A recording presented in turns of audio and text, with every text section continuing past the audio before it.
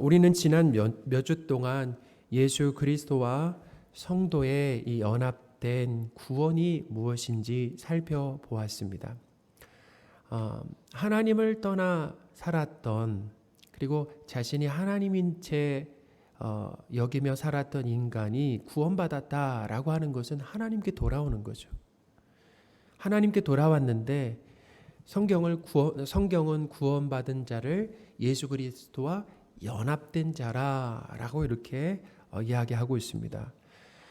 성도는 스스로의 힘과 노력으로 하나님의 말씀을 지킬 수가 없습니다. 또 예수님을 사랑할 수도 없습니다. 성도의 몸을 거처요 성전으로 삼으신 성령 하나님으로 인해 성도는 하나님을 온전히 사랑하고 말씀을 지킨 자가 되었다라는 거예요. 성도 안에 들어와 사시는 이 성령 하나님은 하나님의 영이시기도 하고 예수님의 영이시기도 하다라는 겁니다. 로마서 8장 9절입니다. 만일 너희 속에 하나님의 영이 거하시면 너희가 육신에 있지 아니하고 영에 있나니 누구든지 그리스도의 영이 없으면 그리스도의 사람이 아니라. 아멘. 성령 하나님을 하나님의 영이라고도 하고 그리스도의 영이다라고도 하는 거죠. 예수님의 그 영이신 성령 하나님이 성도 안에 오셨다라고 하는 것은 성도가 예수 그리스도와 하나로 연합되었다라고 하는 것을 뜻합니다. 성령이 성도 안에 내주하신다라고 하는 것은 예수 그리스도와 성도가 하나로 연합되었다, 한 몸 사이가 되었다라는 거예요. 예수님과 성도가 한 몸으로 연합되었다라고 하는 것은 여러 가지 의미가 있지만 무엇보다 중요한 의미는 예수님께서 하신 선한 일들을 성도가 한 일로 여겨주신다라는 겁니다. 예수님은 하나님을 온전히 사랑하고 하나님의 말씀에 온전히 순종하셨습니다.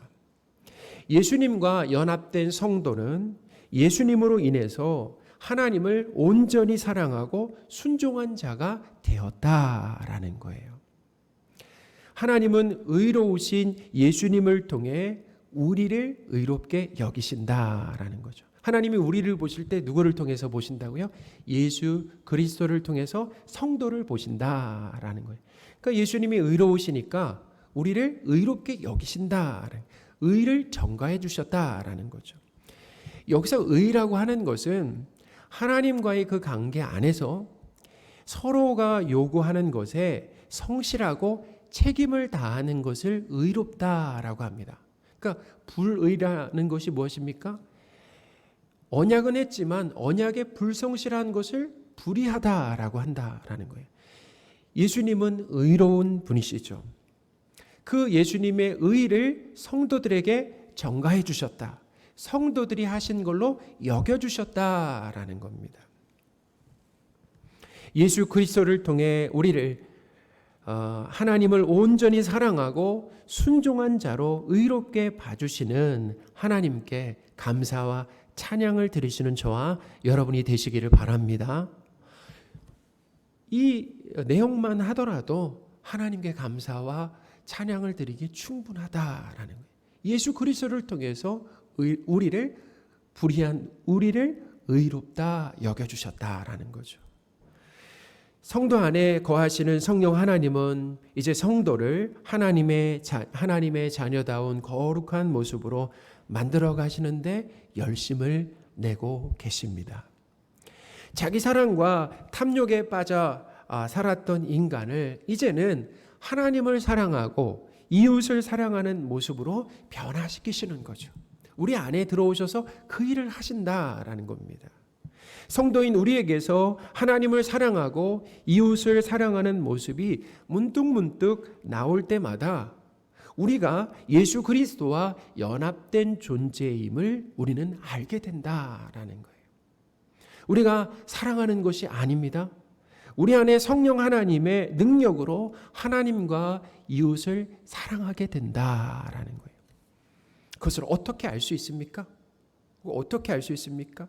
성도인 우리에게서 여전히 옛 본성인 이기심과 탐심이 절제되지 못하고 나올 때마다 나오잖아요. 성도인데도 불구하고 옛 본성이 우리를 사로잡을 때가 있다라는 거예요.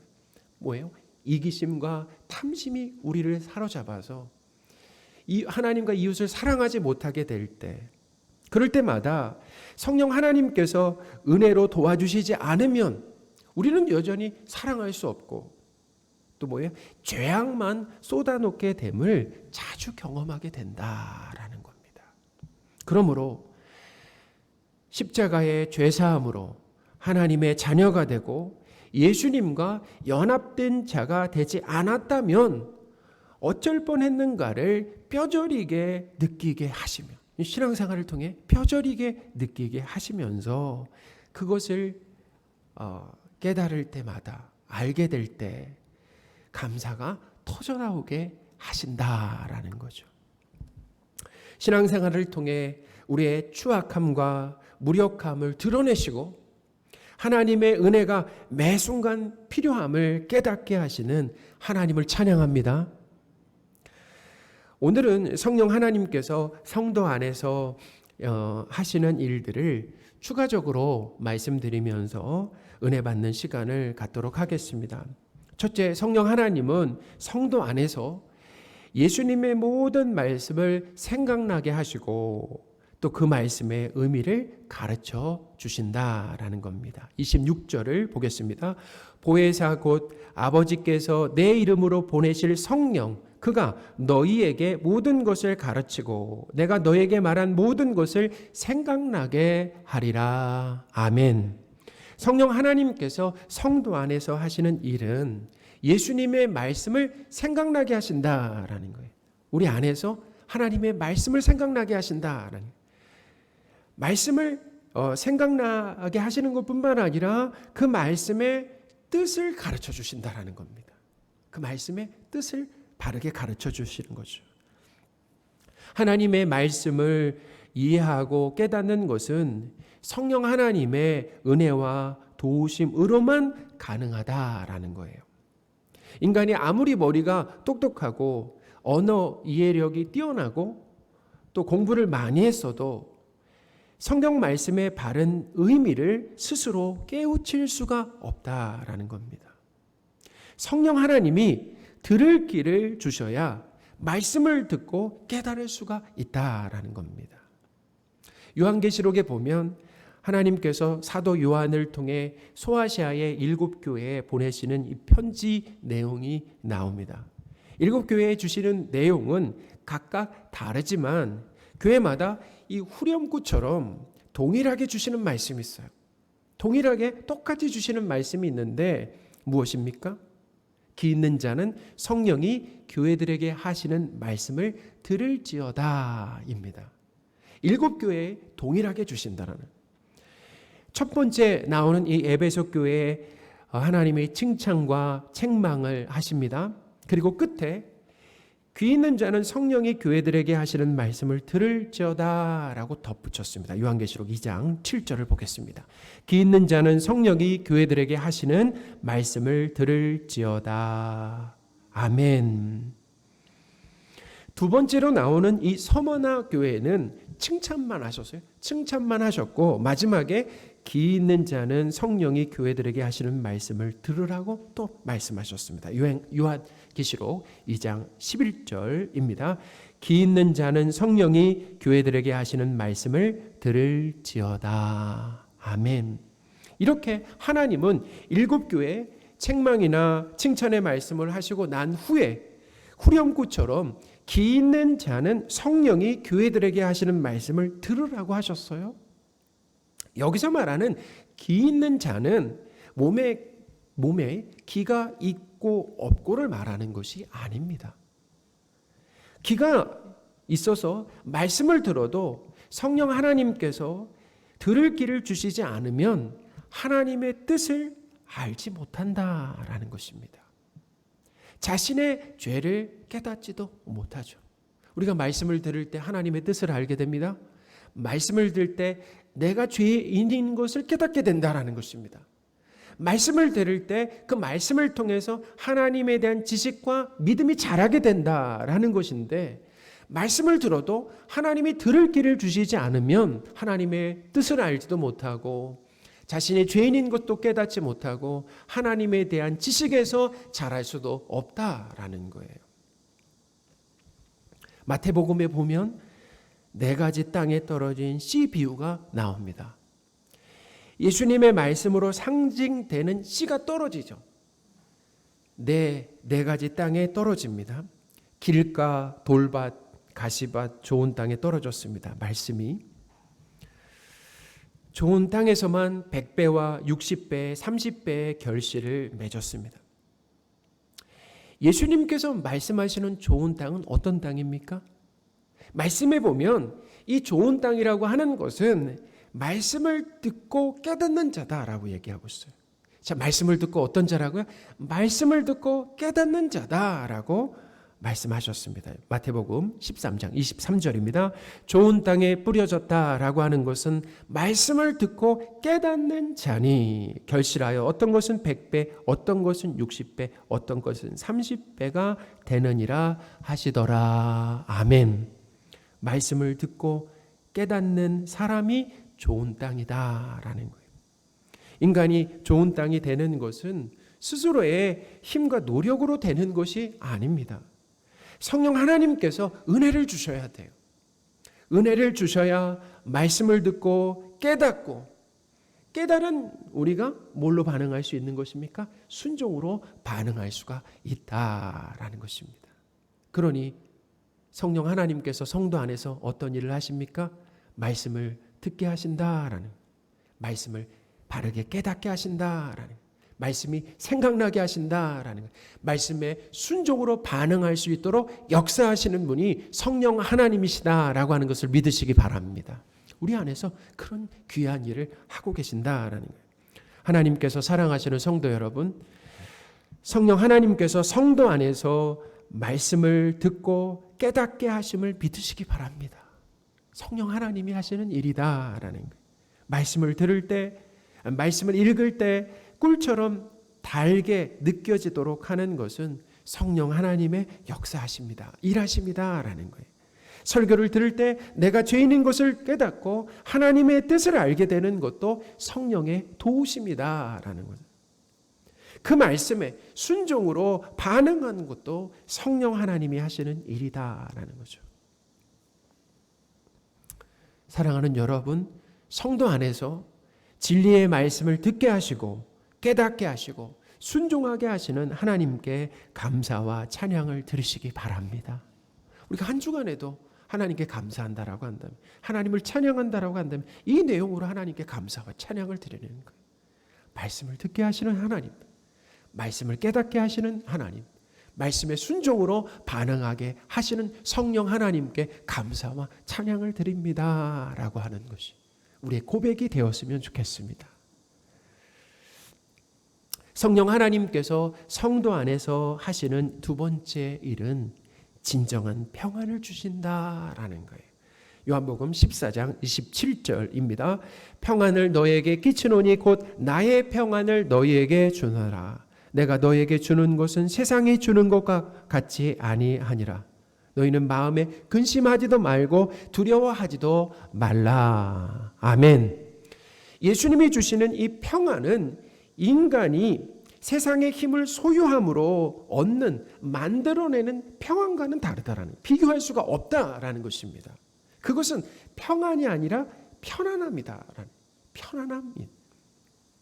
겉보기에는 모든 것을 다 갖춤으로 인해서 부족함이 없는 것처럼 보이는 사람도 끊임없이 생겨나는 근심과 불안과 두려움의 문제는 해결할 수가 없다라는 것입니다. 세상이 말하는 이 평안은 한시적입니다. 유통기간이 참 짧습니다. 가시 같은 문제가 사라지고 안 보여야 평안할 수 있다라고 말합니다. 소유와 안전이 확보되어야 평안이 가능하다라고 말합니다. 그러나 성령이 주시는 이 평안함이라고 하는 것은 시련과 고통 가운데서 주시는 평안이다라는 거예요. 그 가운데서 주시는 평안이다.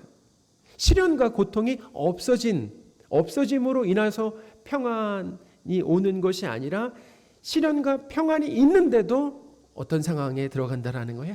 평안 가운데 들어간다라는 거죠. 그러니까 성도인 우리의 삶에도 질병이 있잖아요. 우리에게도 여전히 질병에 대한 두려움이 있습니다. 나도 모르게 그 두려움이 내 안에 들어온다. 두려움에 사로잡히는 거죠. 가난, 외로움, 실패. 우리 김성철 집사님도 기도하셨지만 아프간에 지하교회와 성도들이 참 많다. 아프간 교회가 부흥하고 있다라는 이야기를 들었습니다. 근데 지금 그 안에서 어떤 일이 벌어지고 있습니까? 그냥 기독교인이라고 하는 그 한 가지 이유만으로 처형되는, 생명을 잃게 되는 일들이 지금 그 안에서 벌어지고 있다라는 것입니다. 그러니까 얼마나 두렵겠어요. 참 두렵습니다. 그런 위협이죠. 생명의 위협 등이 있을 때도 하나님이 뭐하게 하신다고요? 평안하게 하신다라는 것입니다. 참 놀랍죠. 세상이 줄 수 없는 거라는 거예요. 가난 가운데 어떻게 평안할 수 있겠습니까? 질병 가운데 어떻게 평안할 수 있겠습니까? 연세가 드심으로 인하여서 나약해지고 질병 가운데 있는데 어떻게 평안할 수 있겠습니까? 우리가 원하는 평안은 그것들이 싹 문제와 어려움이 싹 없어지고 안 보이는 거 아니겠습니까? 그런데 주님께서 주시는 이 평안함이라고 하는 것은 시련과 고통 가운데 주시는 평안이다라는 것입니다. 성도에게도 견딜 수 없는 고통과 시련이 찾아옵니다. 그 문제가 심장을 파고들 정도로 아프다라는 거예요. 끝도 보이지 않습니다. 그런 절망 상황 가운데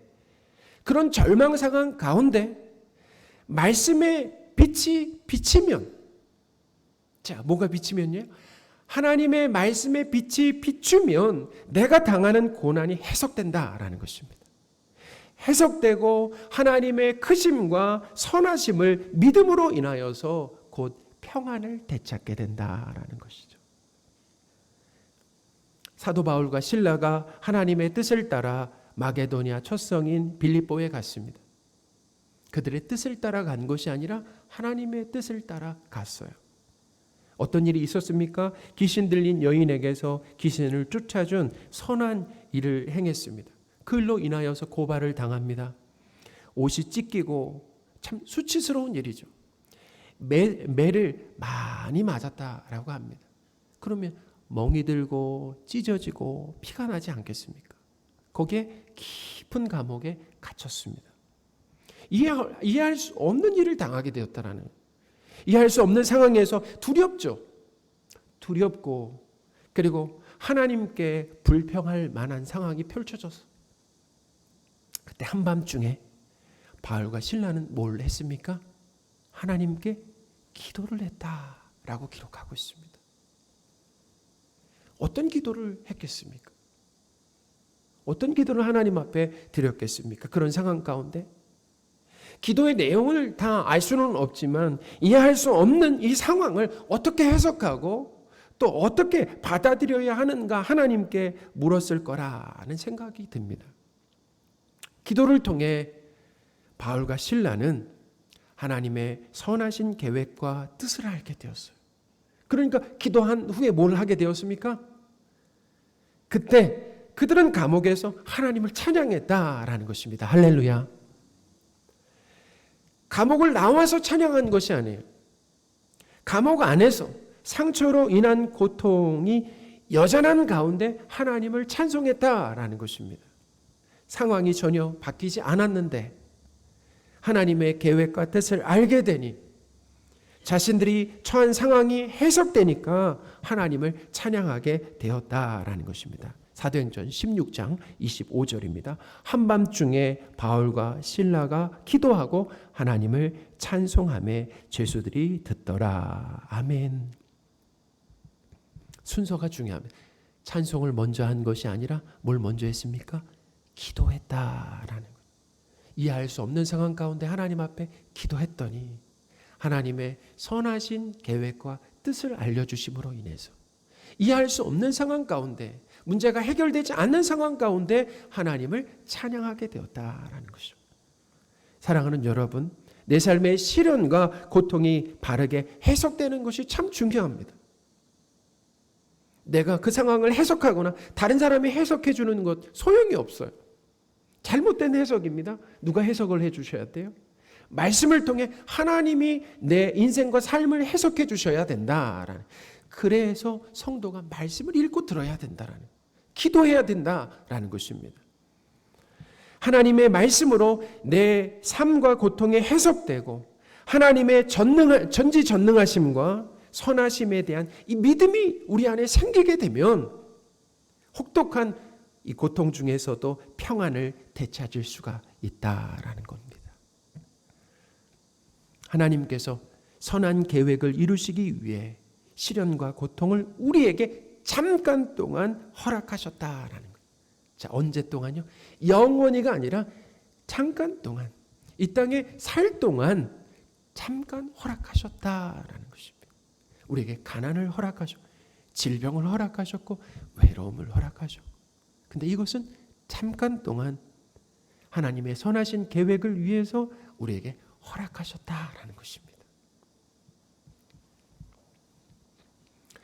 하나님께서 고통 가운데 나를 홀로 두지 않으시고 함께 하시면서 보호하시고 인도하신다라고 하는 것을 믿는 거죠.